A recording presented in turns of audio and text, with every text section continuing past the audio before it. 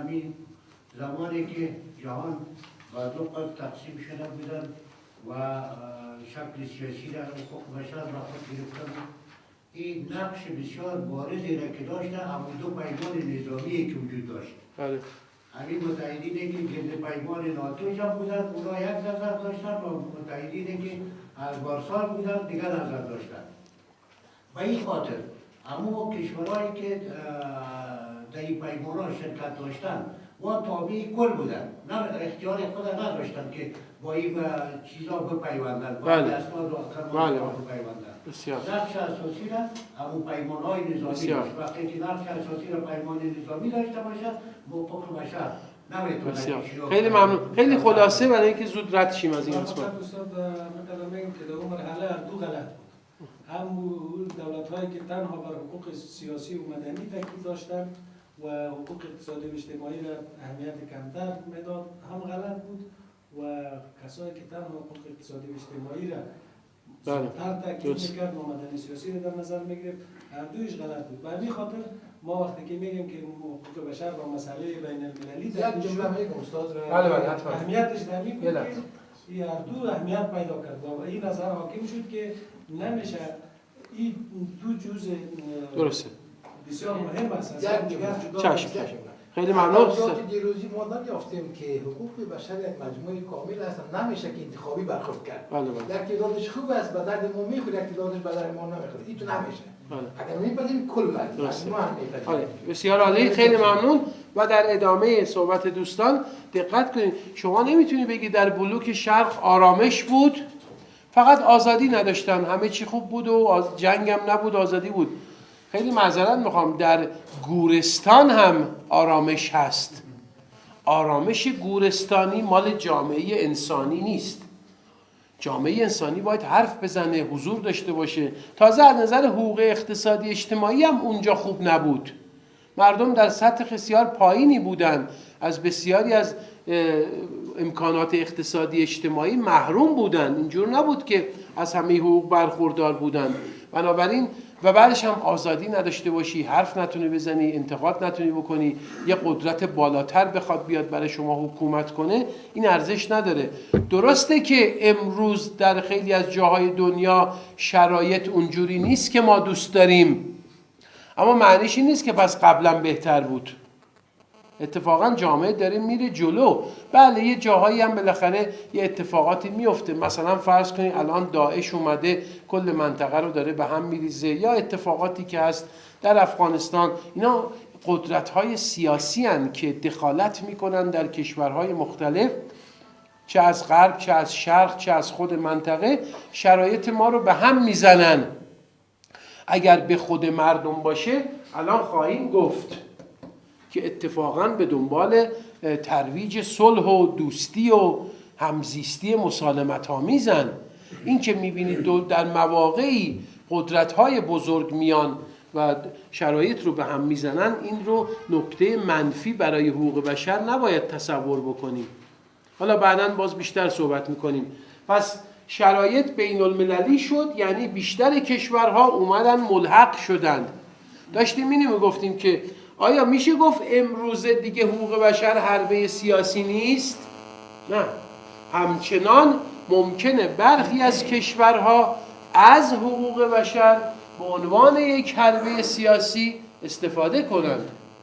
مثلا شما میبینید که خیلی از کشورها نسبت به یک مسئله خاص در یک کشور یه موضع دارند، در کشور دیگه یه موضع دیگه دارند. مثلا مردم، حالا الان که دیگه اوضاع سوریه به هم ریخته، اصلا معلوم نیست که کی به کی هست، ولی تا همین 2-3 سال پیش مردم مثلا علیه حکومت سوریه اعتراض میکردن، مرتب در همون دوران بهار عربی بود اعتراض میکردن. مثلا یک کشوری مثل در بحرین هم همینجوری بود. مثلا یک کشوری مثل امریکا در بحرین از حکومت حمایت میکرد، اما در سوریه از مردم، در حالی که هر دو تا کشور یه اتفاق افتاده. چرا این کارو میکنیم؟ در همون زمان مثلا کشوری مثل ایران تو بحرین از مردم حمایت میکرد، برعکس آمریکا. تو سوریه از حکومت دفاع میکرد برعکس امریکا. بله در واقع یا الان مثلا اگر عربستان بره یمن رو بمباران کنه کار بدیه چون مردم رو میکشه مثلا، اما روسیه بره داعش رو بکشه خوبه. در هر دو کیس مردم دارن کشته میشن، فرق نمیکنه. نه بمب‌های عربستان میره مثلا یه جاهای خاص، بین مردم دیگه همه آسیب میبینن. روسیه هم که پا میشه داعش رو بمباران میکنه، آیا داعش یه جای خاصیه مگه؟ بین مردم تو قریه ها و شهرک ها پخشه دیگه.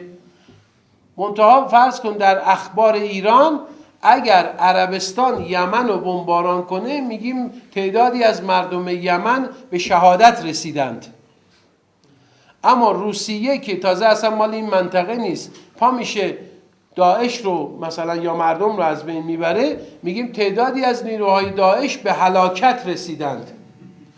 یک کاره از نظر من یه جا میگیم شهید شدن، یه جا میگیم به هلاکت رسیدن. یه ناظر بیرونی وقتی میره نگاه میکنه میبینه مردم کشته شدن، حق نمیکنه. نگاه حقوق بشری به ما یاد داده که منصف باشیم. کار بد همه جا به کار بده. دابل استاندارد و استاندارد دوگانه نباید داشته باشیم. بعد همه جا بده. کار عربستان در اشغال یمن همونقدر بده که در سوریه، یا هم حکومت بحرین همونقدر اشتباه میکنه و حقوق مردم بحرین رو زیر پا میگذاره، حکومت سوریه هم همین کارو میکنه. ما نمیتونیم بریم به یه حکومت سوریه که یه حکومتیه که دموکراتیک نیست، حقوق مردم رو رعایت نمیکنه و خودکامگی میکنه و خودخواهانه رأس حکومت، بهش کمک کنیم به دلایل مختلف. پس حربه سیاسی امروز هم هست، اما اون زمان خیلی بیشتر بود، اساسش همین بود. امروزه به مراتب کمتره، چرا که هر کشوری هم بخواد این کارو بکنه یه جا بالاخره صحبت میکنیم میگیم این کار غلطه. حالا گوش کنید اینجا رو. بین المللی شدن حقوق بشر یعنی چی؟ یعنی اینکه تمام کشورها به این کنوانسیون ها پیوستند. مثلا کنوانسیون حقوق کودک الان حدود 190 کشور پیوستن. 92 چه بهتر. یعنی همه کشورها. کنوانسیون حقوق زنان، منع تبعیض علیه زنان بالای 170 کشور، منع تبعیض نژادی، منع شکنجه، یعنی اکثر کشورها پیوستند. لذا وقتی که تقریبا میشه گفت تمام کشورها به این کنوانسیون ها پیوستند، مقررات حقوق بشر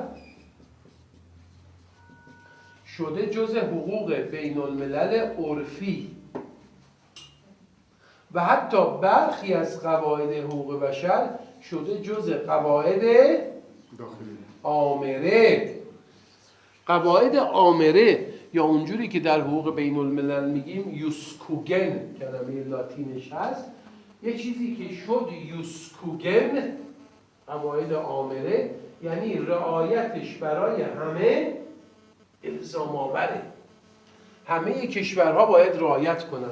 قاعده آمره مثل چی؟ مثلا مثل منع شکنجه،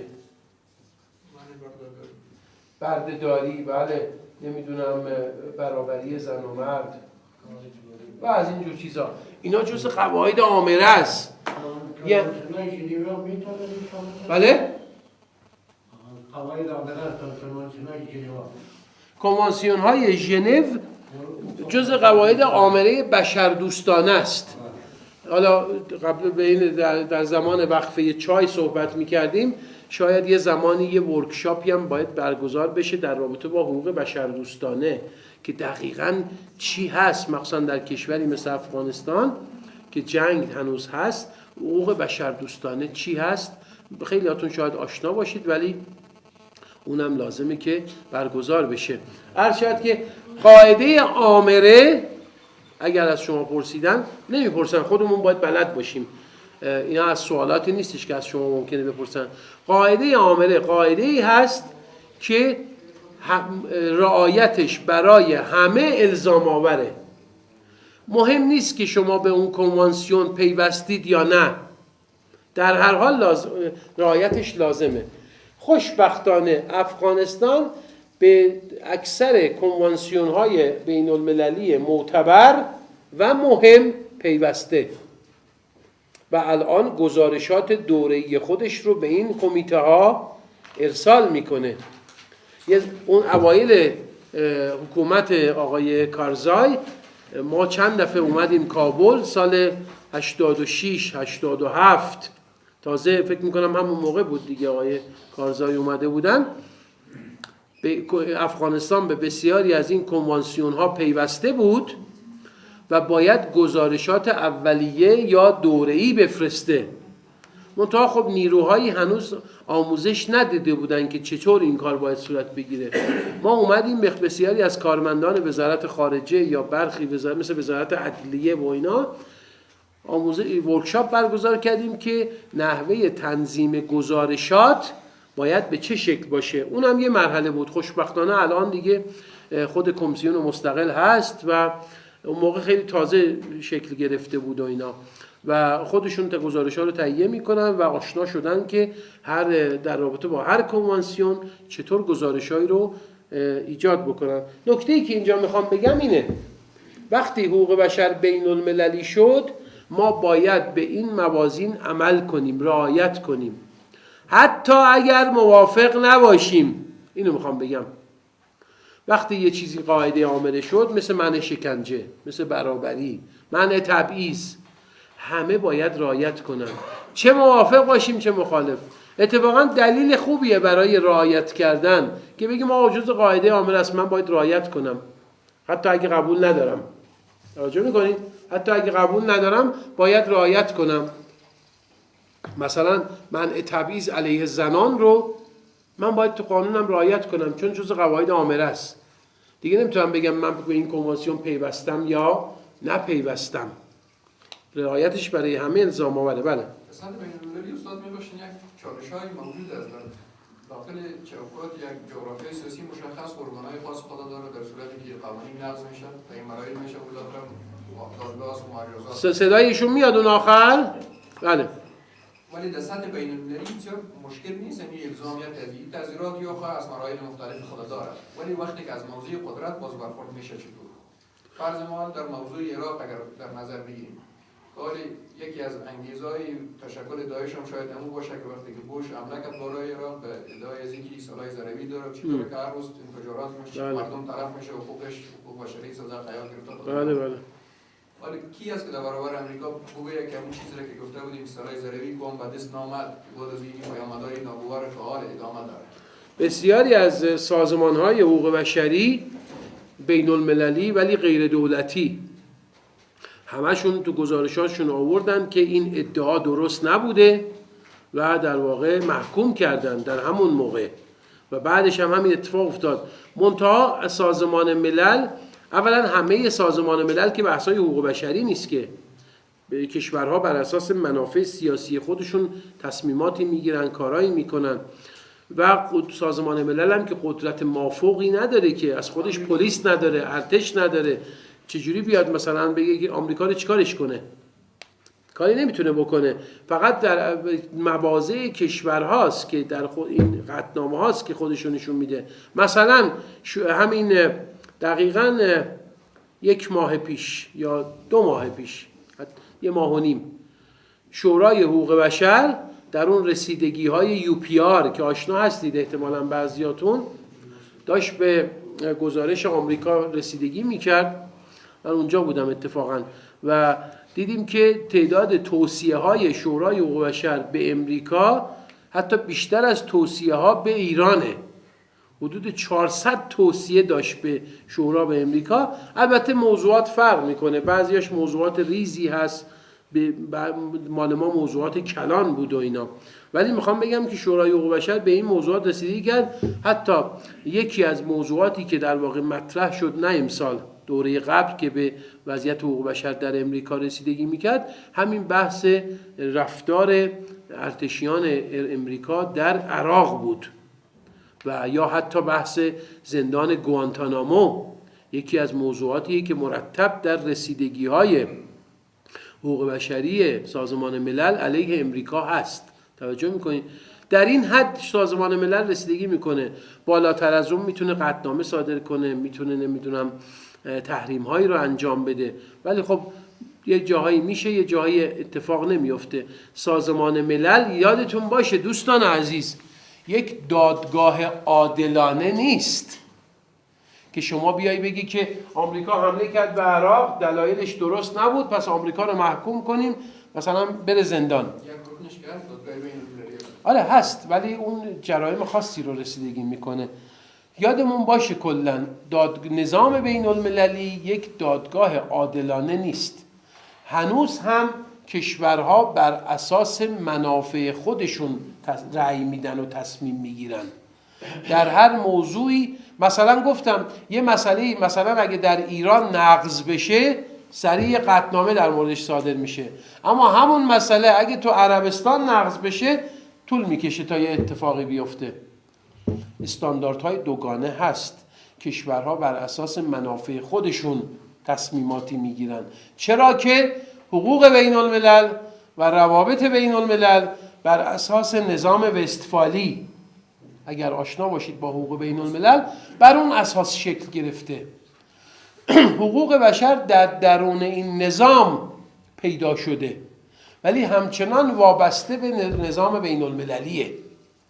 ما هنوز راه داریم تا اینکه به حقوق بشر بشه یک قانون جهانی و همه کشورها رعایت کنند.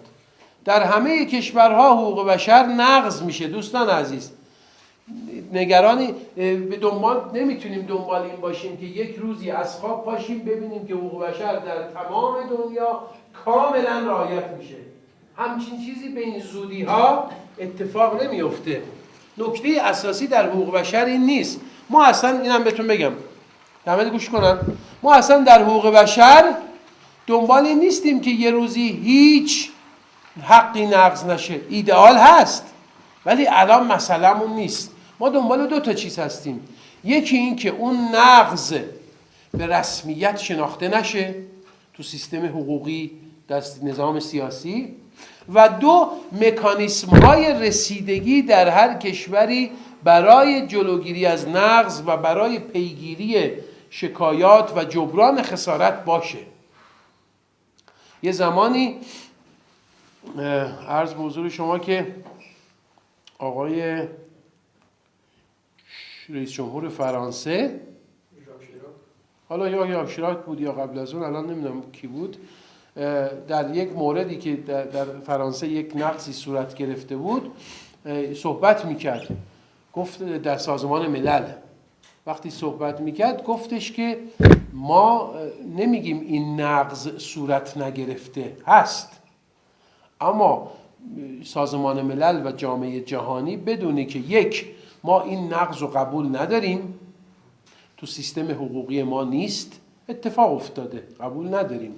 دو، مکانیسم ها، سازکارها و شیوه های رسیدگی و جبران خسارت رو داریم. حقوق بشر دنبال اینه الان، نه اینکه هیچ اتفاقی نیفته. خوبه، اون ایدئال ماست، ولی فقط مسئله ما اون نیست، مسئله رسیدگیه و اینکه یک نقض در کشور تبدیل به یک شیوه عمل سیستماتیک نشه. متاسفانه در کشورهای ما برخی نقضها سیستماتیکه، یعنی هم در قانون هست، هم در عمل هست، هم در سنت ها هست. مثلا فرض کنید تنبیه کودکان، خشونت علیه کودکان، یا خشونت خانگی در بعضی جاها علیه زنان، هم در سنت ها هست، همه انجام میدن انگار که یه چیز عادیه. هم در قانون تنبیهی براش در نظر گرفته نشده، مجازاتی در نظر گرفته نشده، هست، مردم بهش عمل میکنند. این نقض‌های سیستماتیک مسئله ماست و الان یه جای اتفاقی افتاده همه جا پیش میاد، اون مسئله ما نیست. برخی در مقابل مخالفت با حقوق بشر میرن میگردن یه جایی، مثلا فرض کن در کشور سوئد یه نقضی پیدا میکنن، میگن بیا اینجا هم نقض شد. بله اونو همه میدونن، هیچکس نمیگه که در اونجاها نقض نیست، اما آیا سیستماتیکه؟ آیا قانون اجازه میده این نقضو؟ و آیا مکانیسم هایی برای پیگیری نیست؟ شما هم یادتون باشه در هر کاری که به عهدتون هست، در زنان، اطفال، معلولین، غیره، دنبال این باشیم که مکانیسم ها رو احیا بکنیم. مکانیسم های پیگیری باید باشه. خب برگردیم به ادامه بحث. حقوق بشر بین المللی شد، یعنی همه کشورها بهش پیوستند، جزء حقوق بین الملل عرفی شد، جزء قواعد عامله شد، همه باید عمل کنند. نه تنها خودشون باید رعایت کنند، بلکه باید رعایتش رو در کشورهای دیگه هم رصد کنند، پیگیری کنند. رعایتش الزامش به چی سال؟ بله؟ همین الزام باید که این کار شود، الزامیتش رصد. این ناشی از قاعده عامله بودنه. در حقوق بین الملل وقتی یه چیزی قاعده عامله هست، تعریفش همینه، یعنی الزام به رعایت. وقتی تمام حقوق بین الملل اینو میگه، الان مثلا وقتی یه کشوری به کشور دیگه تجاوز میکنه، ما چی میگیم؟ میگیم آقا این نقض حاکمیت داخلیه، نباید این کارو بکنید. از کجا اینو میگیم؟ کی به ما یاد داده اینو؟ حقوق بین الملل یاد داده دیگه. همون حقوق بین الملل میگه حقوق بشر هم رعایت کن. میدانی گفت آقای چی همین مسئله رعایت، مثلا در مورد 5 قانون اساسی گمان می‌کنم افغانستان اعلامیه جهانی حقوق بشر مثلا بین‌المللی حکومت رعایت نمی‌کند. ما بارها با این چالش مواجه میشیم با مسئولین دولتی که تفاوت با رعایت و عمل کردن یک دولت این تفاوتی وجود داره. رعایت میکنن؟ نه، رعایت معنا داره. رعایت تشریفاتی نیست. رعایت ایناست. رعایت یعنی شناسایی در قانون، عرض به حضور شما که حمایت از افراد جهت بر بهره‌مندی و ایجاد نهادها، ادارات و سازوکارها برای تحقق، و آخریش تضمین در صورت نقض. حقوق بشر رعایت یعنی این 4 تا. اگر یک کسی گفت من حقوق بشر رو باید رعایت کنم، یعنی 4 تا کار باید انجام بده. اول رسما اون رو شناسایی بکنه، بگه بله من حق بر منع شکنجه رو به رسمیت میشناسم تو قانون. بعد از افراد حمایت کنه که از این حق یا آزادی یا هر چی که هست برخوردار باشند، حمایت‌های لازم. اجازه نده کسی دخالت کنه، همه مردم این حقوق داشته باشند. 3 اگه لازمه اداره، سازوکار، نهاد، مؤسسه، کمیسیون، هر چی که لازمه رو تأسیس کنه. و 4 از نظر قضایی، سیستم عدلیه، اگر نقض شد بشه پیگیری کرد و جبران خسارت رو پیش بینی کرد در قانون. در صورتی که کشوری که امضا میکنه همین میثاق‌های بین‌المللی اگر به تعهدات خود اصلا پابندی نشان نمیده، بله، هر انجام نتیجه چی میشه؟ نتیجهش معلومه. ببینید دوستان عزیز، سازمان ملل یک کشور دارای ارتش و پلیس و قدرت نیست. در سازمان ملل یک روابطی هست، کشورها منافعی دارن، مکانیسمایی هست. اگر یک کشوری به تعهدات مثلا میثاق عمل نکرد، اولا و در گزارش‌هاش در واقع اینها رو رعایت نکرد، کمیته حقوق بشر که مال میثاق بعد از ظهر صحبت میکنیم باید توجه کنه و ببینی که رعایت شده یا نه. شورای حقوق بشر از همه مهمتر در رسیدگی‌های دوره‌ای به وضعیت حقوق بشر، مثلا کشور ایران میگه آقا شما این به میثاق عمل نکردی، از شما دلیل میخواد، توضیح میخواد، جلسه رسیدگی میذاره، توصیه میکنه که این کارا رو بکنی. یه خوده که شدیدتر شد این رو گزارش میکنه به دبیر کل میفرسته به شورای اکوسوک، از اونجا به کمیته سوم مجمع، ممکنه حتی برسه به شورای امنیت. کشورها میتونن با اون کشوری که به تعهداتش عمل نمیکنه قطع ارتباط کنن. میتونه بگه من شما در کشور خود شما حقوق بشر نقض میشه، من با شما روابط تجاریمو کاهش میدم، روابط سیاسی و دیپلماتیکو کم میکنم. نمیدونم، یا میان کشورها میان علیه اون کشور ناقض بیانیه میدن، بهش میگن سیاست نیمینگ اند شیمینگ. ما تو فارسی بهش میگیم سیاست شرمنده سازی. یه کشوری که حقوق بشر رو نقض میکنه میان اسمشو میبرن. سازمانهای مردم نهاد این کارو میکنن و در نهایت اگر نقض فاحش و جدی باشه شورای امنیت میتونه قطعنامه صادر کنه و از کشورها بخواد که اقدام کنن برای جلوگیری. مثلا اگه یادتون باشه در اواخر حکومت قذافی در لیبی شروع کرده بود با هواپیماهاش مردم رو بمباران میکرد.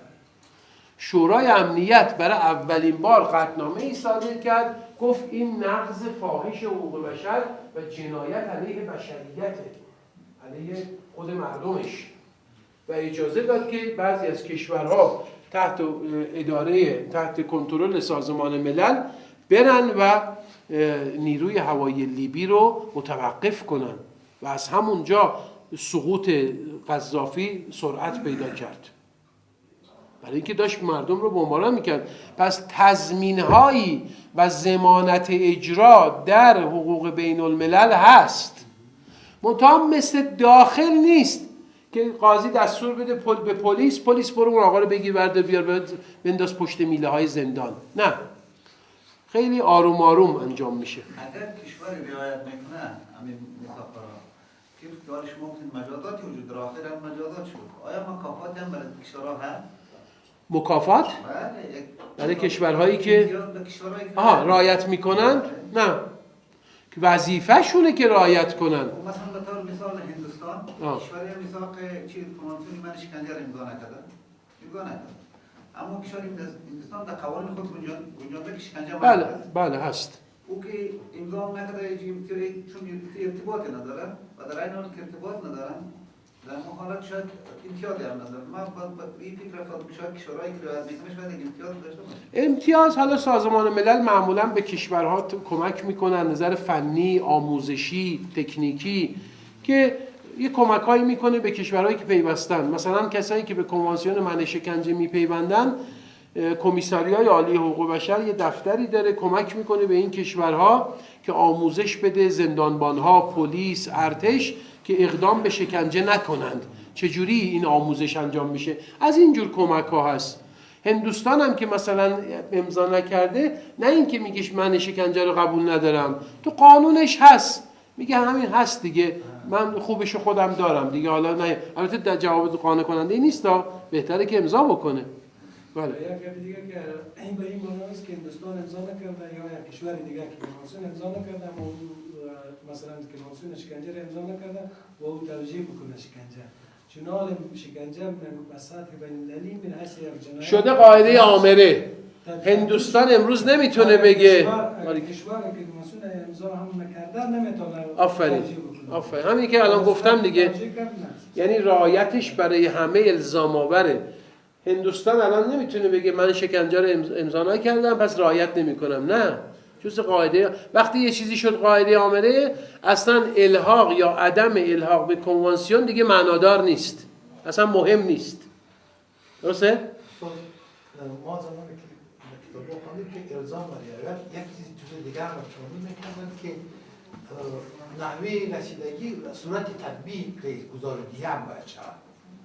رعایت همیشه کتاب‌ها ما خوندیم که مراد کردنش این دولت‌ها مکلف به گزارش‌دهی هم هست. گزارش‌دهی دیگه، بله. اون وقتی که به یک کنوانسیونی که ملحق میشن باید رعایت کنن، اما اگه ملحق شدن گزارش هم جزش هست. درسته، اون حرف نقص نیست. پس کشورها هم باید خودشون رعایت کنند، هم باید مراقب باشن که بقیه هم رعایت میکنن. اگه جایی نقص شد اعلام رعایت کرد از جنگ علیه عراق، برای اینکه عراق رفت کویت رو اشغال کرد و جامعه جهانی هم علیه اشغال کویت اقدام کرد، صدام رو از کویت خارج کرد و در ادامهش صدام تموم شد و اشغال شد. در ابتدا قطعنامه داشتیم برای جنگ با صدام، اما مرحله بعد جواب دوم از یه طرف دیگه، برای اینکه خب شورای امنیت در واقع همین کشورهای قدرتمندن دیگه. شورای امنیت که علیه عضو دائم شورا مثل امریکا که نمیتونه قطعنامه صادر کنه. کشورهای قدرت هنوزم قدرت در روابط بین الملل مهمه، اینجور نیست که کشورها بتونن علیه هر کشوری اقدامی بکنن، محکوم میتونن بکنن. مثلا مجمع عمومی که قدرت ها همه کشورها برابر هستند قطعنامه داد و محکوم کرد، اما شورای امنیت نتونست این کارو بکنه. اشکال نداره. اتفاقات زیادی میفته در روابط بین الملل، در نظام بین الملل. آقای ناصری، بسیار اتفاقات ناگواری اتفاق میفته در همه جا که اصلا مورد تایید ما نیست، توسط قدرت‌های بزرگ، توسط امریکا، توسط روسیه، همه. ما دنبالی نیستیم که دیگران رو تطهیر کنیم، اونا دستشون خیلی هاشون آلوده است، به ما ربطی نداره. ما هدفمون اینه که تو این وانفسای جامعه بین الملل حقوق بشر رو ترویج کنیم، چون بهش معتقدیم.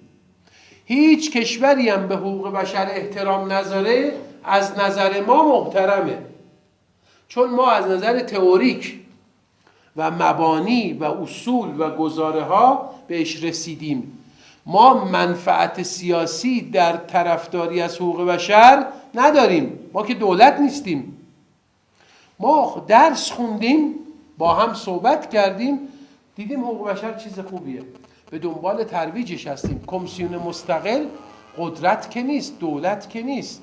چرا از حقوق بشر حمایت میکنه؟ چون بهش رسیده که چیز خوبیه. ما تو دنبال این هستیم که تو جامعه حقوق بشر رو ترویج کنیم و هر کجا رعایت شد بگیم چیز خوبیه، برجسته کنیم، هر کجا نقض شد محکوم کنیم. اما آیا معنیش اینه که همه رعایت میکنن؟ نه. معنیش اینه که بلوک شرق اگه بود جلوی آمریکا رو میگرفت؟ من نمیدونم، اینا رو بلد نیستم. یه چیز رو میدونیم و اونم اینه که اگر همه کشورها هرچه بیشتر، یا همه گروه‌ها هرچه بیشتر، همه اقشار هرچه بیشتر به حقوق بشر احترام بذارن، رعایت کنند، به این معنی ما جامعه بهتری خواهیم داشت. حرف ما فقط همینه. اگه آمریکا حقوق بشر رو نقض کرد، دلیل نمیشه که من امشب بچه‌مو کتک بزنم. میشه؟ ربطی نداره. اگه آمریکا حقوق بشر رو نقض کرد، دلیل نمیشه من امروز تو کشور یه روزنامه رو ببندم، آزادی بیان رو سلب کنم. نقض حقوق بشر در یک جایی توجیهی نیست برای اینکه من هم در اینجا نقض کنم. این دوتا رو به هم ربط ندید. اگر یک روزی آمریکا حقوق بشر رو نقض کرد، روسیه نقض کرد، فرانسه نقض کرد، دلیل نمیشه که من هم نقض کنم. من بهش معتقدم، بهش رسیدم، عمل میکنم. استاد ببخشید، چیزایی که شما میگن زیاد من شخصا به دل من چنگ نمیزنه، به خاطر که ما با چالش ها مواجه هستیم. برای اینکه ما دلیل نداریم وقتی که از سازمان ملل یا از آمریکا یا از تصامیمی که شورای امنیت میگیره افراد قناعت نبکنن، ما نمیتونیم که به اصطلاح سلوک و اتیتود مردم در رابطه با حقوق بشر تغییر بدیم در جایی که ما کار میکنیم. بله. شما ببینید 11 نفر اسرائیلی کشته میشه، 1800 نفر فلسطینی شهید. درسته. هیچ کسی نمیتونه مثلا سازمان ملل بگه که شما جنوساید کردین، نقض حقوق بشری کردین. مثلا در افریقا البته سازمان‌های غیر دولتی میگن، غیر سازمان‌های بین‌المللی، خب ولی نگن. اون موقف سازمان ملل مثلا در اوکراین جنگ میشه، مثلا میتونن اونا دولت کسایی که با طرفدار روس هستن، سازمان ملل میگن که یا مثلا خطرنامه صادر میکنه که اینا جنایت بشری کردن. یک بیلانس غیر منطقی داره، آدم قبول نمیکنه. نه، ما اینا رو قبول داریم، مگه کسی اینا رو رد میکنه؟ اینا یگانه سواله که برخورده که با ما میشه برای اینکه بسیاری ما رو حقوق بشر دروغین میگن، حقوق بشر آمریکا میگه، چیزی که شما رو درست ما میپذیریم در سطح سوالی که به این کلاس داریم.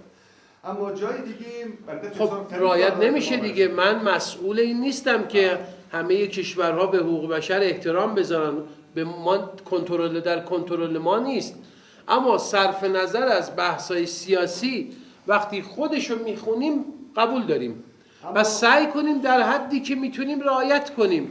یه سری چیزا از دست ما خارجه، چون مثلا شورای امنیت اسرائیل رو محکوم نمیکنه، من نمیتونم بگم که پس نقض حقوق بشر در کشور منم مجاز باشه. اما این استانداردهایی که باز اونایی تلفیق کردن نه اصلا اینجوری نیست. با قبول از اونا در سطوح مختلف جامعه، استانداردهایی که این کنوانسیون هایی که هست. آخه ببین اشکال همینجاست. ما فکر میکنیم این کنوانسیون ها رو مثلا آمریکا نوشته. اینجوری نیست. این کنوانسیون یا این اعلامیه جهانی رو مگه دیروز نگفتیم همه بخونن؟ مال همه است. کجاش نشون میده آمریکا نوشته؟ ما اتفاقا این رو علیه آمریکا استفاده میکنیم، میگیم آقا شما اینو رعایت نمیکنید. چرا باید این کنوانسیون به این خوبی رو بگیم مال آمریکاست؟ اون ننوشته. کنوانسیون ها رو سازمان ملل که اجتماع همه کشورها هست می نویسن. درسته اونا هم هستند، نقش مهمی هم دارن، ولی آیا اگر اون نقض میکنه یعنی کنوانسیون بده؟ خب من میفهمم شما چی میگی، ولی از کنترل من خارجه. چیکارش کنم؟ الان چیکار کنم؟ گوش آمریکا اینجا نیست که بکشم بگم بشین سر جات. نمیتونم، ولی اینو قبول دارم، چون ثابت شده برای من که اگر ما تو جامعه خودمون، داخل افغانستان، داخل ایران، هر کجا، اگر حقوق بشر رو رعایت کنیم زندگی بهتری خواهیم داشت. شما نمیتونی بگی مثلا آمریکا شکنجه میکنه پس منم برم تو اداره پلیس قربانیان رو شکنجه کنم. همچین اجازه‌ای دارم؟ ندارم. همین رعایت کنیم دیگه. من مگه قرار تمام باغچه‌های تمام سرزمین‌های آفریقا رو مگه قرار گل بکارم؟ دوستان عزیز، من این توانو ندارم که تمام بیابان‌های آفریقا رو گل بکارم، نمیتونم. اما یه کاری بلدم. چیه؟ باغچه جلوی خونه خودم رو میتونم گل بکارم. هر کی از باغچه خودش شروع کنه. گفتم صبحم صحبت کردم، تغییر رو باید از خودمون شروع کنیم. همون آمریکایی که شما میگی نقض، در داخل اگه بخواد یه کاری بکنه مردم علیهش اعتراض میکنن. ما هم همین توانمندی رو پیدا بکنیم. چرا دولت سوئد نمیاد کسی رو شکنجه کنه؟ برای اینکه مردمش آگاهن، مردمش ظرفیت بالایی دارن، مانع میشن. همونا رو ما هم داشته باشیم. اگه آمریکا یه جا شکنجه کرد به من ربطی نداره. بله اگه دستم برسه محکوم میکنم، مصاحبه میکنم، سخنرانی میکنم. شما شاید سخته براتون باورش، در سال 2006 تا 2008 3 سال من حداقل 10 تا سخنرانی توی خود آمریکا که توی نمایندگان بودن، سناتورها بودن، افراد مهم بودن، صحبت کردم و این شکنجه واتربوردینگ اگه بشناسید رو محکوم کردم. گفتم این عین شکنجه است. همین که یه نفر رو میخوابونن قطره قطره آب تو صورتش میچکه. اون زمان آقای دیک چینی معاون رئیس جمهور بود، میگفت این شکنجه نیست. ما ثابت کردیم این شکنجه است. گفتیم ما شکنجه خوب و بد نداریم، شکنجه سفید و سیاه نداریم. توان ما اینه.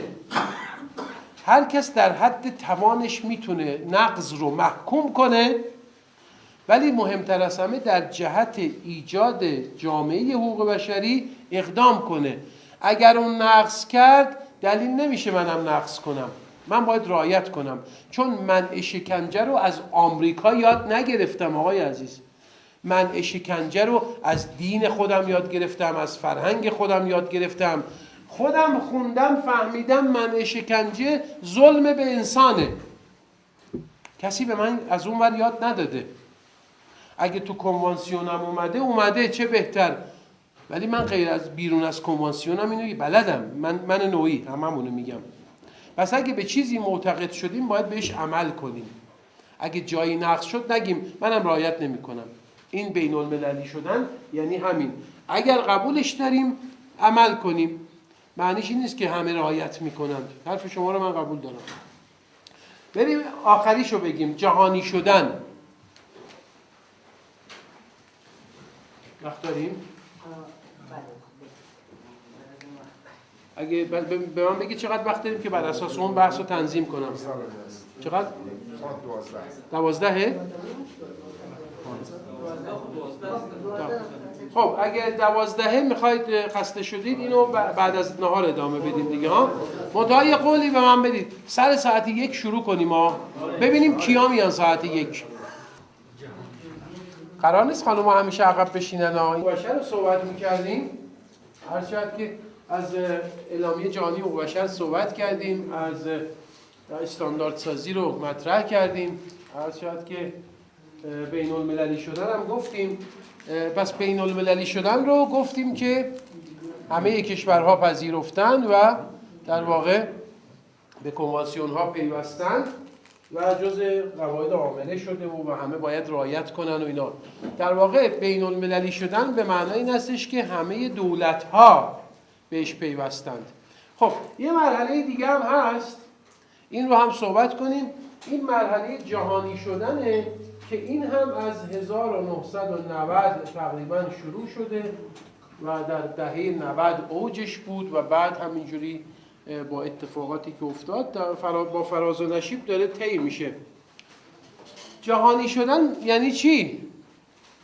اونایی که اصلا صحبت نکردن، اصلا جهانی شدن رو چی بگیم؟ فرقش با بین المللی شدن چی هست؟ چی به ذهنتون میرسه دوستانی که اصلا صحبت نکردن؟ به نظر داشتم که جهانی شدن یعنی اون کشورهایی که حتی در اون معاهدات امضا نکردن، سرشان بعض مثلا قانون چی شکنجه که هست آها. اینا اگر اونو امضا نکرده باشن الزام آور بالای از نام است. خب این که تو بین المللی شدن گفتیم که اینجوری هست، برای اونها هم الزام آور هست. نکته درستی گفتی. و شما بین الملل تا جهانی شدن یک اصطلاح قبلا وجود داشت به نام بین الدول، بین الملل و کشورهای سطح جهان، یعنی چند تعدادی از کشورهایی که شامل چه بودن امضای پروتکل ها بودن یا یک میثاق ها بودن، بر علاوه از یک تعدادشان ایرا قبول کرده بودن که آنهایی هم که نبودن و نبودن و سطح جهانی شدن، به این مفهوم که تمام کشورها به استثناء یا یک بلا استثناء ایرا پذیرفتند. خب شما حرف خوب درستی زدی، حرف خوبیه، مطابق این همونی که قلم گفتیم، این همون بین المللی شدنه. استاد فکر میکنم که یک تفاوت بنیادی وجود داره بین جهانی شدن و بین المللی شدن. بین المللی شدن در واقع واحدهای سیاسی آمدن پذیرفتن، در حالی که در جهانی شدن بیشتر بیس فردی داره. افراد در سراسر دنیا به یک شکل به حقوق بشر معتقد شدن و به دنبال ازش شدن که مطالعه کنند. بسیار خوب. خب دیگه کسی؟ بله. در جهانی شدن یک نکته دیگه مهمه استاد که حقوق بشر یعنی به گفتمان تبدیل میشن. یعنی در زندگی افراد، زندگی گروه ها و در نظام ها مورد بحث و معیار شاخص. بله بسیار خوب. این دوتا جواب آخری درست‌تر بود، بقیه غلط نبود، ولی این که منظور ما هست این دوتاست. جهانی شدن، در بین المللی شدن دولت‌ها وارد صحنه شدن، امضا کردن، پیوستن. در جهانی شدن در واقع پای مردم و سازمان‌های مدنی و NGO‌ها هم به موضوع حقوق بشر باز شد. مردم و سازمان‌های مدنی هم جز بازیگران عرصه حقوق بشر شدند. تا زمان بین المللی شدن همون جوری که خود دقت کنید، همون جوری که خود دولت‌ها احتیاط می‌کردند به کنوانسیون ها نمی پیوستند به خاطر همون وجهه سیاسی بودنش، اجازه کمتری هم میدادن که مردم وارد این عرصه ها بشن. اما جهانی شدن یعنی که در واقع وقتی خود دولت ها پذیرفتند و بین المللی شد، مردم هم فضایی رو پیدا کردن و در واقع به دنبال این رفتن که وارد عرصه حقوق بشر بشن. الان اگه شما ببینید موضوع حقوق بشر بیشتر مسئله سازمان‌های غیر دولتیه. این که الان من و شما نشستیم اینجا در مورد حقوق بشر صحبت میکنیم تلاش یکی دو تا سازمان غیر دولتیه و دولت‌ها یه بحث دیگه. تعداد سازمان‌های مدنی که فعالن در عرصه حقوق بشر به مراتب از دولت‌ها بیشترن. به عنوان مثال در سال 1993 که اولین کنفرانس جهانی حقوق بشر بعد از جنگ سرد تشکیل شد در کجا؟ در وین. البته این در واقع دومین کنفرانس بین المللی بود. اولیش مال قبل بود. اولیش اگه دوست دارید بدونید در 1968 به مناسبت 20مین سالگرد اعلامیه جهانی حقوق بشر در کجا برگزار شد؟ در تهران. 1968. بعد از اون 25 سال بعد در 1993 که در وین دومین کنفرانس جهانی حقوق بشر تشکیل شد و اتفاقاً یک کنفرانس بسیار مهمی هم بود. تعداد سازمان‌های مدنی خیلی بیشتر از دولت‌ها بود و از همون زمان دولت‌ها در واقع اجازه دادند که مردم از فضای موجود برای فعالیت‌های حقوق بشری استفاده کنند و دیگه الان بحثش دیگه جدید نیست. حقوق بشر جهانی شده، یعنی در تمام کشورها سازمان‌های مدنی بحث حقوق بشر رو ادامه میدند. حتی در کشورهای غربی در قبل از پایان جنگ سرد در کشورهای غربی هم معمولاً رشته‌های حقوق بشر دانشگاهی نبود، مرکز مطالعات حقوق بشر کمتر بود، سازمان‌های مدنی هم کمتر بود، ولی بعد از اون یک دفعه اوج گسترده‌ای گرفت و به اصطلاح خیلی وسیع شد و در دهه 90 در واقع در تمام کشورها سازمان‌های حقوق بشری گسترده شدند. حالا نه فقط سازمان‌ها، همون جوری که این دوتا دوستامون گفتن هر فردی وارد این حوزه شد و از اون بالاتر تبدیل شد به یک گفتمان حقوق بشری. شما الان هر کجای دنیا که بری بحث حقوق بشری همه جا رایجه. من یادمه 10 سال پیش که اومده بودم کابل، سال 86، وقتی که در خیابون کابل داشتیم قدم میزدیم در اون مرکز شهر، از کنار اون پارک شهر بزرگ هست، قدیم اونجا مرکز بوده ظاهراً، یه مسجد بسیار کوچولویی بود، خیلی کوچولو. از کنارش که رد می شدیم دیدیم که امام جماعت مسجد داره بین دوتا نماز یا بعد از نماز داره از حقوق بشر صحبت میکنه. خیلی برای من جالب بود که گفتمان حقوق بشر به چه سرعتی خودش رو به همه جا رسونده.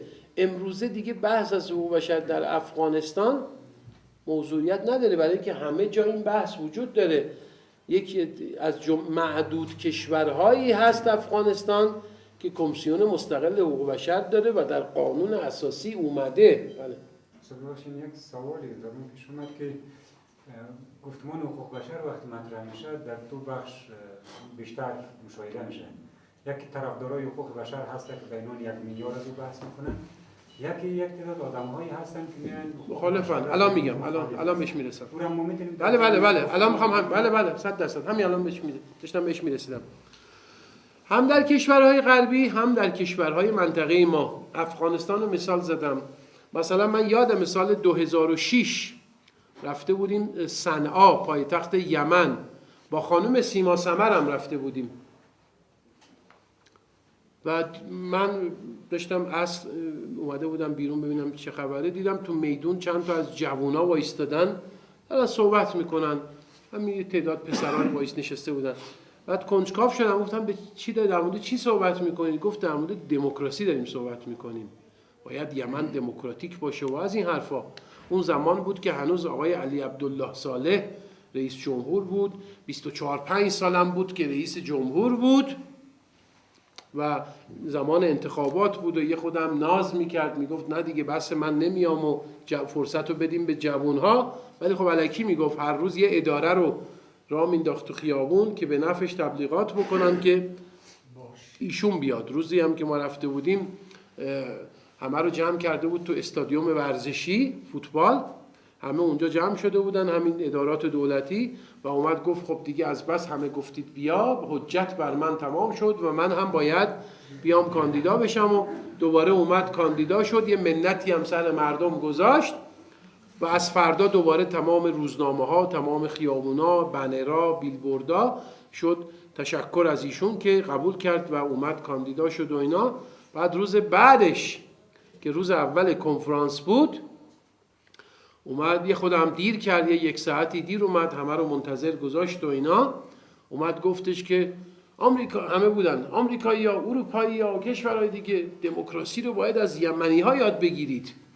دیدید که همه اومدن تو خیابون، همه اومدن توی استادیوم و نظراتشون رو مطرح کردن. حالا هم فقط گفتن آقای صالح بیاد، هیچکس حرف دیگه ای نمیتونست بزنه. ولی این آقا اگرچه 20 و چند سال بود حکومت میکرد، بعد از اون هم انتخابات شد، دوباره چند سال دیگه هم حکومت کرد، فکر میکرد دموکراسی یعنی همین که همه بگن آقای علی عبدالله صالح. اگه کسی چیز دیگه بگه این دیگه دشمن نفوذی آمریکاست و عضو جاسوساست، جز جاسوساست. اینا دموکراسی یعنی همه داد بزنن آقای صالح. چرا اینو میگفت ما دموکراتیک هستیم؟ ساعت قبل از عرض کردم خدمتتون، برای اینکه دموکراسی کلمه خوبیه. حتی حکومت‌های مستبد هم میخوام بگن ما دموکراتیک هستیم. ما بهشون گفتیم که آقا جون شما میتونی بگی که نظام یمن بهترین نظامه، بگو بهترین، ما با بهترین مشکل نداریم، اما دیگه نگو دموکراسی. دموکراسی این نیست. دموکراسی تعریف داره. یادمون باشه هر کسی خودش رو به دموکراسی و حقوق بشر نباید بچسبونه. ما یه معیارهایی داریم. بگذریم از این داستان. این داستانی که گفتم مال یمن بود. در اردن، در تونس، در مراکش، همه جا من دیدم که چطور در دهه 90 و همینطور در دهه 2000 حقوق بشر تبدیل شد به یک گفتمان رایج. الان شما تلویزیون رو باز میکنی حقوق بشر، نماز، خطبه های نماز جمعه گوش میکنی حقوق بشر، در دانشگاه میبینی حقوق بشر. این معنیش این نیستش که همه طرفدار حقوق بشرن، نه. بعضی ها علیه حقوق بشر صحبت میکنن، بعضی ها هم مخالفش کتاب مینویسن، اشکال نداره. ولی یه چیز مسلمه و اونم اینی که هیچ کس نمیتونه ایده حقوق بشر رو انکار کنه، مورد چشم‌پوشی قرار بده. همه باید نسبت بهش اتخاذ موضع بکنن. هر کسی باید در نظرشو بگه. یک موضوع کوچیکی نیست که شما نادیده بگیری. مسئله مهمی نیست ولش کن، نه. مسئله جدی دنیای امروزه. مسئله‌ای که تمام کشورها باید در موردش نظر بدن. الان مکانیسم‌های سازمان ملل، حالا ما اینجا بحث نمی‌کنیم، لابد در کتاب‌های خودتون در ورکشاپ‌های دیگه داشتید، مکانیسم‌های حمایت از حقوق بشر در سطح بین‌المللی، در سطح منطقه‌ای. ما کمیسیون اروپایی حقوق بشر داریم، سازوکارهای قضایی داریم، دیوان اروپایی حقوق بشر، در آمریکای لاتین هست و آمریکا، در افریقا هست. متاسفانه در قاره آسیا کنوانسیون آسیایی حقوق بشر نداریم و دیوان آسیایی حقوق بشر هم نداریم. به نظر شما چرا نداریم؟ اونایی که اصلا حرف نزدن، اونایی که هیچی نگفتن. چرا ما کنوانسیون آسیایی حقوق بشر نداریم؟ خب حالا اونایی که کمتر حرف زدن. بفرمایید.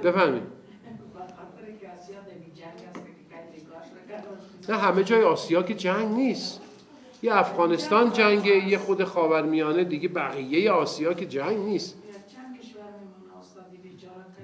نه حالا جنگ هم مال الانه. این کنوانسیون که قرار نیست الان باشه، از قبل نیست. شما به خاطر که اجماع نسبی سیاسی نسبت به حقوق بشر وجود نداره. یک اجماع سیاسی نیست، دو تنوع فرهنگی هم زیاده. یعنی یه سری کشورهای ما هستند که مسلمانن، یک نگاه خاصی به حقوق بشر دارند. بعضیا کشورهای مثل چین و کره و ژاپن و اینا هم تازه یه دست نیستن. کشوری مثل چین اصلا حقوق بشر رو نمیخواد قبول کنه، چون اصلا نمیخواد اجرا کنه، مسئلهش نیست. یک حزب کمونیست اگرچه آزادی‌های اقتصادی داده، آزادی‌های اجتماعی داده تحت ضرورت، اما نظام سیاسی بسته است. هیچ روزنامه‌ای علیه حزب حاکم نمیتونه نظر بده، هیچ اجتماعی، هیچ حزبی اجازه نداره تشکیل بشه و به همین خاطرم این نظام خیلی نمیتونه ماندگار باشه، برای اینکه آزادی‌های سیاسی رو نمیشه تا آخر محدود نگه داشت. ولی حالا از این بحث بگذریم. هندوستان یه نظری داره، نمیدونم شبه قاره که میگم به اصطلاح کشورهای قفقاز، روسیه، چین، خاورمیانه یه دست نیستیم ما. مثل کشورهای اروپایی یه دست نیستیم، مثل کشورهای امریکایی که همه فرهنگ اسپانیشو نداریم اینا رو. بنابراین چون تنوع فرهنگی و سیاسی و اجتماعی و مذهبی و غیره هست و بسیاری از کشورها هم اصلا نمیخوان رعایت کنن، اکثرا کشورهای دموکراتیک نیستند. به همین خاطر در آسیا ما کنوانسیون آسیایی حقوق بشر نداریم، دیوان آسیایی حقوق بشر که رسیدگی کنه به شکایات هم نداریم. البته بعض کشورهای شرق آسیا، کشورهای غرب آسیا شاید خودشون بتونن یه چیزایی برای خودشون درست کنن، یه سندهایی هم داریم، اما کسی بهشون زیاد توجهی نمیکنه. مثلا کشورهای مسلمان در 1994 اعلامیه قاهره که اعلامیه حقوق بشر کشورهای مسلمان هست منتشر کردن. اعلامیه خوبی هم هست، اما هیچ کس بهش توجهی نکرد. البته جهانی نبود، فقط مخصوص کشورهای مسلمان بود. همش میگفت مثلا آزادی بیان در محدوده شریعت، آزادی نشریات در محدوده شریعت، نمیدونم حق حیات در چارچوب قانون شریعت، برای شامل همه نمیشد. مثل اعلامیه جهانی حقوق بشر نیست که همه رو شامل بشه، ولی بالاخره بود. حتی خود کشورهای مسلمان هم بهش توجه نکردن و در سال 2006 سازمان همکاری کشورهای مسلمان یک منشور شهروندی دیگه ای رو تصویب کرد. کشورهای آسیایی هم، شرق آسیا هم یه چیزایی دارن، ولی به هر حال بحث ما اون نیست. هر زمینی که بعضیا موافق هستن، بعضیا مخالف هستن. حتی کشورهای آسیایی مثل چین هم که به حقوق بشر توجه ندارن، اما در مورد حقوق بشر صحبت میکنند. در ایران همیشه از حقوق بشر صحبت میشه. شما تلویزیون رو باز میکنی حقوق بشر، البته مخالف این حقوق بشر صحبت میکنن، ولی بالاخره ناچارن صحبت کنن. حقوق بشر یک ایده‌ایه که جهانی شده، در همه جای دنیا هست و همه تلاش داریم میکنیم که ایده های حقوق بشر و موازین حقوق بشر رو همه جا پیاده کنیم. به همین خاطر میگیم که یک گفتمان روز هست. حقوق بشر موضوعیه که در واقع نمیشه نادیده گرفت. به همین خاطر حقوق بشر جهانی شده، یعنی تمام سازمان‌های بین‌المللی، سازمان‌های غیر دولتی بین‌المللی و سازمان‌های مدنی داخل همه بهش توجه دارن. شما قدر این کمیسیون رو بدونید. یک سازمانیه که طبق گفته ها از فساد به دور هست و در واقع در همه جا شعباتی داره و در حد توانش داره تلاش میکنه و همین که در قانون اساسی اومده این امتیاز بزرگیه. پس میتونیم بگیم که این جهانی شدن حقوق بشر در افغانستان در واقع به نظر من خوب داره پیش میره. حتی بین المللی شدن رو که داریم، افغانستان به بسیاری از معاهدات معتبر و مهم پیوسته. الان هم گزارشاتش رو داره تهیه میکنه، شما هم حتما در جریانش هستید. سازمان‌های بین‌المللی هم اینجا همکاری میکنن که این هم قدم مثبتیه. منتها یادتون باشه که اگر با یه سازمان بین‌المللی کار میکنید، منظور این معنیش این نیستش که اونا بیشتر از شما میدونن یا بهتر از شما بلدن. نه، اصل شمایید. شما هستید که به اصطلاح توی فیلد استادی ها و به اصطلاح در حوزه های خاص به اطلاعات دست اول دسترسی دارید. اطلاعات اولیه پیش شماست. از اونها باید یه چیزایی رو یاد گرفت که برای ما خوبه، مثل تحلیل و آنالیز داده ها، مثل تهیه گزارشات. ولی بقیه شما هیچ وقت خودتون رو دست کم نگیرید. کمیسیون مستقل و شماها که برای کمیسیون کار میکنید مقام بالایی دارید. بنابراین هیچ وقت در مقابل سازمانی که از آلمان، آمریکا، ایتالیا، فرانسه اومده احساس پایینتری نباید داشته باشیم. اعتماد به نفس بالا، از معلومات اونام استفاده میکنیم، از کمک‌های فنی و تکنیکی و کمک‌های مالیشون هم میتونیم استفاده کنیم. اما خود اصل شما هستید. پس در سطح بین المللی شدن انجام شده، در سطح جهانی شدن هم حقوق بشر هست. همین که در یک کشوری که هنوز جنگ هست اما 20 کانال رادیو تلویزیون خصوصی هست، کانال‌های بالای 100 ایستگاه رادیویی خصوصی هست، اینا نشون میده که آزادی‌های اجتماعی وجود داره. حالا به خاطر امنیت، به خاطر جنگ، به خاطر برخی نگاه‌های خاص به مسائل آزادی‌ها و دموکراسی ها، جنگ‌هایی که وجود داره، حالا مشکلاتی هم هست. ولی اگر ما بدونیم در چه مسیری داریم حرکت میکنیم، قطعاً شما به زودی از بسیاری از کشورها جلو خواهید زد. بدونید، من شک ندارم اگر امنیت برقرار بشه که هر کدوم از ماها سهمی داریم در برقراری امنیت، کمک میکنه که به اصطلاح این کشور پیشرفت بکنه. متاسفانه همین امنیت هست و یه مقدارم فساد دستگاه‌های اداری، حالا دولتی یا غیره، که پول زیادی که وارد کشور میشه شاید خیلیش هم خارج میشه دوباره. باید صرف همین جامعه بشه اون وقت. ولی باید خودمون هم باورمون بشه. به نظر من این خودباوری هم بسیار مهمه و بدونیم که ما یه ملت هستیم، ملت افغان، تشکیل شده از اقوام مختلف، زبانهای مختلف، مذاهب مختلف. همه رو باید بپذیریم. اول از همه ما باید افغان باشیم. اگه از ما پرسیدن شما کی هستی؟ اول افغان، بعد تاجیکم، پشتونم، هزارم و اینا. دیروز هم عرض کردم هر وقت به اینجا رسیدیم باید تو این زمینه تلاش بکنیم. کمیسیون به نظر من میتونه تو این زمینه هم تلاش کنه. اون بحث حق بر هویت و به اصطلاح آیدنتیتی و اینکه همه ما هویت خودمون رو بشناسیم و هویت افغان خودمون رو در واقع در صدر قرار بدیم. بقیه ویژگی های ما پایین تره. همه اول افغان هستیم، بعد اقوام و نژادهای های مختلف. رو این هم باید تلاش بکنیم. این کمک میکنه که جنگ ها کمتر بشه، کینه و نفرت و تعصب کم بشه. یه چیز مشترک باید پیدا بکنیم. حقوق بشر در یک بستر مشترک بهتر ترویج پیدا میکنه تا اینکه در یک فضای دور. باید رو شهروندی افغان تلاش بکنیم. هممون شهروند افغان هستیم، افغانستان. این باید بشه یه چیز مشترک بین همه، فرق نمیکنه از کجا هستیم.